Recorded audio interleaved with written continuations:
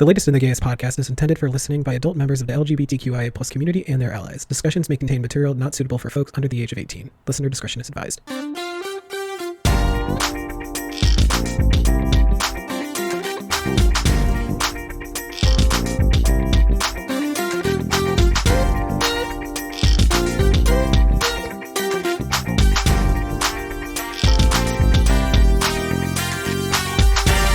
Hello, everyone. Oh my goodness. Welcome to this very special edition of The Latest in the Gayest we're calling Queer Quipets. Oh, yes. Oh, yes. Now, there are so many unanswered questions in life, so many things out there in the universe that we don't know. And we're not going to be talking about those things. Well, we might, unless you ask. I couldn't give a hot, wet monkey's ass what the meaning of life is. Hello? I mean, it'd be fun. What? It would be fun to know. No. You do not get to skip over that. A hot, wet monkey's ass. Fuck, where did that come from? You heard me. I did. That's the problem. And that's the sad part, that you did hear me. Yeah. But like, you know. Okay. There's so many unanswered questions in life. And today we're going to be asking some questions. We're going to dive a little bit deeper into that in this special episode. We have asked each other to give some advice. Yes, to the other. Yeah. And this is a way to introduce and open the door for our listeners to ask us questions. Yeah. We will, the next time we do, one of these queer quipets, we're going to post something on our Instagram story to give you, the listeners, the opportunity to send in any questions that you may have. And if you're having like a problem at work and, you want to know how best to address it, keep in mind we are not trained professionals, but about anything. We'll do our damnedest to try and help you out. I don't know about you, but for me, I want all questions you might have. It could be, how do I deal with, this annoying bitch at work, to like, how does the sun work? And I don't know the answer to that question, but I'll make something up for you. You can ask us anything you want. We absolutely will. It's true. Absolutely. It is absolutely true. So, Joshua, do you have a question? Oh, well, I'm going to make something up to make it a little bit more interesting. So I'm going to pretend I'm reading off a prompt. Hello, I'm Tammy Whammy. I work at the mall selling Polaroids from a kiosk. I stop people dead in their tracks while they're shopping, asking them to buy my products. And it's very stressful because literally no one likes those people and no one buys my things. And it's very stressful. And I come home from work and I find I have trouble unwinding. I can't sleep because I'm always so worked up. So worked up from telling people, hey you, stop walking. I'm trying to sell you this Polaroid. It's refurbished. It's been used, obviously. Please buy it for an unreasonable amount of money. How do I unwind after a hard day's work of work? After a hard day's work of work. Yes. Love Tammy Whammy from Boston. Tammy Whammy. From Boston. There's always the fun option, which is alcohol. But should you be a sober gal? I don't think she is. No. Just the vibe she's giving. Tammy doesn't give off sober vibes. She's a wine girl. I don't think she's a liquor. She's not like a vodka gal. No, she wants to have like a Pinot Noir or Chardonnay. Okay. I can vibe with that. She doesn't go too hard. She's got to be alert to like, Yeah. She's got to be aware to like. I can totally get down with Tammy. Work can be really stressful on some people. Mm-hmm. I think it, and especially for me, there's a lot of stuff that if something like happens at work that, perturbs me, so to speak, I will definitely carry it with me for a little bit extra time. After the day. Yeah. And it can certainly kind of dwell. I dwell on a lot of that. So I definitely feel where you're coming from, Tammy. The best advice that I could give is probably as soon as I leave work, even if, it's still like the middle of the week, I've still got like 2 more shifts coming up. But as soon as I leave work for the day, I just try to be like out of sight, out of mind, which I know is easier said than done. Mm-hmm. But I know that, especially if you work in like a godforsaken like retail, like customer Yeah. service job. Those mall kiosks seem brutal. Yeah. There, people have a special hatred for mall kiosk employees. That stop you dead in your tracks. Exactly. But I think honestly, to just like unwind after a long day, Tammy, I mean melatonin. Drugs. So far you have recommended drugs and alcohol. Just the whole 9 yards. Tammy. Oh my god. Okay, Drugs and alcohol, Tammy. So for me, I'm gonna chime in here because it's getting a little dicey. I think something too that you could do, Tammy, is transitionary activities. So like change into more comfortable clothes. Find like maybe like incense, like relaxing smells, or find something to like an activity that calms you. That like is maybe, true. I don't know if you like being mentally stimulated, some crosswords, some Sudoku, something to like you can physically do to like get your body and mind to something else, so you're transitioning away from work. Also, I'm like a night shower. I think you said you were a morning shower. I am a morning shower. So depending, Tammy, I've never met you. I'm certain you shower. If you're a night shower, showering, for me at least, just the warm sensation and just kind of like you're like literally washing yourself off, but also metaphorically washing away the day, so you can start anew. Hell yeah. That is our advice to you, Tammy. So doing relaxing things or drugs and alcohol. Get drunk and get high. No. No. Oh! Responsibly. Responsibly. Get drunk. If you're because she's in Boston, she can buy weed. That's true. You can do that in Boston. I'm sure Tammy will have a blast with that. Absolutely. Yeah. Do you have any other questions? Yeah, because also Keep going. piggybacking off of that, I sleep with an essential oil diffuser. Oh yeah. Now, I know people kind of give those things a rep of like only Karens like to use, Karens who don't believe in like science and all that. And it's like, oh, I don't need the COVID vaccine. I can just use my lavender oil, which not true. Please get the COVID vaccine. Yes. Please wear your mask. Please get the vaccine. But at nighttime, I sleep with an essential oil diffuser on, and I will admit it does help. It makes the room smell nice. It's just kind of like calms me down. And I'm one of those I'm one of those people who has to sleep with like some kind of like ambient background noise. Okay, yeah. Like I sleep with my little kind of like bedside fan. I sleep with that feller on pointed at me, so it definitely helps. But just I was gonna say too, if you want a diffuser, I'm pretty sure there's probably a mall kiosk friend of yours who is selling diffusers. Oh, I'm sure from a mall kiosk. Oh, I'm sure. And so there's probably that connection, and I definitely relate to like the ambient noise. This sounds stupid, but like I've been listening to like Naruto lore videos and Pokemon like competitive stuff to help me sleep. Really? Yeah. Hearing about like the best competitive Pokemon for the new game. I don't know if it's maybe because I think it's boring, because I play Pokemon on the side, but it's like for some reason that stuff just like knocks me the fuck out. So you might not get any information from it, but like just find like whatever thing can like calm you down and like put you to sleep. The noise can be a part of it too, because maybe some people dead silence is not relaxing. All right. Next question. Yeah. Who's the next question from? This one is from Barbara Billingsley of Boobly, Minnesota.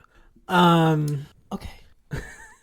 I think I've heard of her. Yeah, she's a fun lady. Barbara asks, at work, I've been having a problem recently with a boss of mine. Now, oh no. This boss in particular does not seem to be taking the pandemic seriously. This boss, they wear a mask at work because the store that Barbara works at is requiring masks right now, even though the town that she lives in doesn't, but because the store is a private business, they are, allowed to do so. Barbara is, but she believes that her boss isn't taking the pandemic seriously. Because apparently Barbara says that their boss keeps like letting customers in without masks. And then they don't even like catch the fact that they're not wearing a mask until like another employee points it out, or they get up to the front counter to purchase their products, and the boss finally realizes the facts. So how would you advise that Barbara addresses this issue with her boss? Okay, Barbara, was it Billingsley? Barbara Billingsley, yeah. Okay, Miss Billingsley. This person is in higher management at some point, and so they had some kind of say in the implementation of the, mask wearing in the stores. So gently but firmly remind them that, hey, you're requiring us to wear the mask, and it's only fair that you do the same for the customers. Just because they're giving you money and just because they're funding the store does not mean that they get special privileges, because it's not fair for them to require you to do it but not the customers. Yeah, it's got to be. Also, don't let their complacency discourage you from enforcing these things. You are also a part of the store. You work there. You have every right and the ability to say, excuse me, ma'am, you're not wearing a mask. You're not wearing a mask, and it's gross. And and I don't want to look at your. I don't look at your face. I'm sorry. I don't want to look at you. You're disgusting. Your breath, kind of whack. A little raunchy. Too many. I need you to go put on a mask. A few too many. There's a sign. I saw you read the sign. I saw you eating those Funyuns. I saw you eating those Funyuns. And I saw you read the sign at the door that says you have to wear a mask. You looked at it. I know you saw it. So I need you to put on a mask, please. And we have some masks at the door. And you can put one on your face. And it would be lovely for everybody, because it's the numbers are going down, but it's still COVID, it's still pandemic, and we require it. So, don't be afraid to stand your ground and take initiative. Take initiative. Yes, I think one thing that's funny about that, people seem to think that just because the numbers are going down, and just because it's like, oh, not as many people in this small town in this state are getting sick, we don't have no more masks. Done. We're done. Done with masks. This whole entire state, no more masks. Fuck them. And then the numbers skyrocket again. That's how they get back up again, because people relax too early. And then they oops, I guess we should put a mandate back in place. And then we're right back to square one. So just because the numbers are going down doesn't mean that you shouldn't be wearing your mask. And it doesn't mean that mask mandates should be lifted. Exactly. In fact, they should stay for a little while after. Yeah. Until things are actually. You know what it's kind of like? It's actually exactly like, how when let's say if I have a sinus infection and I have a antibiotic, they tell you, even after you stop experiencing symptoms, you have to keep taking the antibiotics until you finish them. Yes. Just because, you're not experiencing symptoms does not mean it has gone away. Yeah. Bitch. Yeah. No. So, just be smart about it. Yeah. Everybody in general. But Barbara, I think, I applaud you for sticking to it, because you seem to be a woman of great sensibilities. I think she is, yeah. She seems. We stand Barbara. She seems like a cool gal. But, and I think one thing, too, that's really difficult about working in an environment like that, there's Barbara also mentioned that one of her coworkers is immune compromised. So that also makes it really difficult, because it seems like, this boss just isn't taking things seriously. Okay, so... And then there's, a coworker who's immunocompromised, which presents even more of a challenge, even though this coworker is vaxxed and boosted and all the good jazz, and at work the coworker apparently wears she's double masked and everything. I think a thing too is organized. There is strength in numbers, because there's one thing if it's oh, Barbara, you say that hey, we should be more strict with our mask wearing and blah blah blah.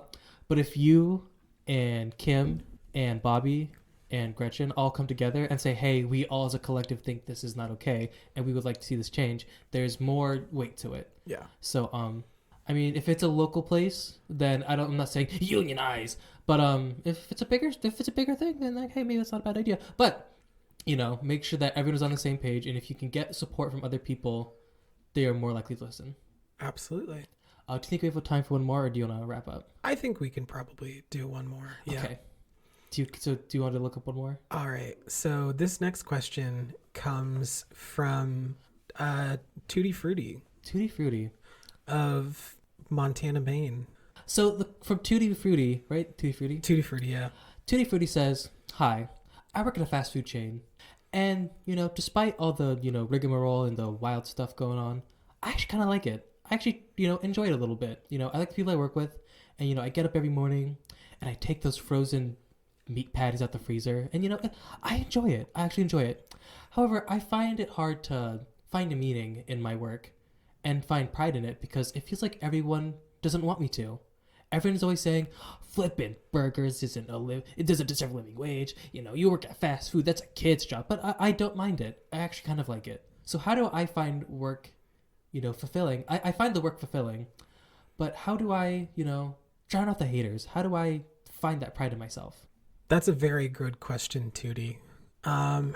You know, that's the thing. People who like to make fun of other people's jobs, I think 9 out of 10 times, they are just really frustrated with their own crappy lives. Mm-hmm. Like, Tootie, if you are finding fulfillment in the work that you do, flipping those frozen meat patties, do it, girl, made out of God knows what. Mm-hmm. Not meat. No, but yeah, and I'll see. if you are finding fulfillment in flipping those frozen meat patties and doing what you do, if you are happy with where you are at in your life right now, then you shouldn't let other people tell you that you should be reaching for more, which, you know, I know is easier said than done. Exactly. in some cases, because, you know, people can tell you, don't listen to the haters, girl. Yeah. But just remember that if somebody is telling you that your menial job is menial and it's, you know, not, you could be doing so much more with your life. Why don't you like want to go become like the next Jeff Bezos or something? Ew. Which I don't know who would want to be the next He's Jeff. nasty. He is nasty. He smells like cabbage. Yeah, I but don't like it. if you know, why don't you want to do that? Then just don't even like answer the question. Don't engage. And I think people, you are happy with where you at, Mm-hmm. and that is what is important at the end of the day.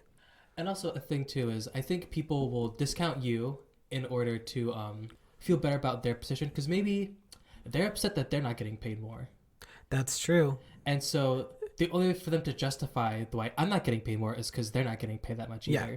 So, and also they're going to be in your drive-thru. So you know what? If they want those burgers, they're going to have to pay you. Exactly. And that's a thing that in customer service jobs and retail jobs like that, you know, people always say, oh, the customer's always right. But you are literally almost never right. You literally know what you're talking about. Literally, absolutely. The customer's usually wrong. Exactly. So remember that they are in your territory. Oh, yeah. This is your domain. Do not let them, but if it's a legitimate thing, then, you know, do what you will. But if they're just pissed off because they want to be pissed off and they just want to yell at you for something, and, you know, again, like you said, they're trying to make you feel bad about how, you know, you don't make as much money. Who gives a hot, wet monkey's ass what they think? Mm-hmm. You are happy with your job, and that is what should matter at the end of the day. Hell yeah. So you go, Tootie. You know, I think we gave some good advice today to I really did. Those individuals. I think Tootie and Barbara and Tammy Whammy, I think they're going to be very fulfilled in their life. And I think we gave them some, yeah. Speaking of fulfillment, for our next Queer Quipet, you, the listeners, can join in if you have a question, if you want to be some fulfilled. advice that you would like fulfilled, if you would like to be fulfilled, You we want me will to- we will absolutely fulfill you. We will absolutely fulfill you. You can the next time we record a queer Quipets, we're going to post on our Instagram story to say, hey, we're gonna do another Questions. queer Quipet. So send us your questions, send us your concerns, send us your quandaries, and we will fulfill them. But in the meantime, you can subscribe to The Latest and the Gayest on Spotify, Apple Podcasts, Stitcher, Google Podcasts, and Radio Public. Hell yeah. And follow us on Facebook, Instagram, Twitter, and TikTok at TLATGpod. Hell And with yeah. that, thank you for listening to this queer Quipet. Thank you very much, and you have such a wonderful day. I really hope so.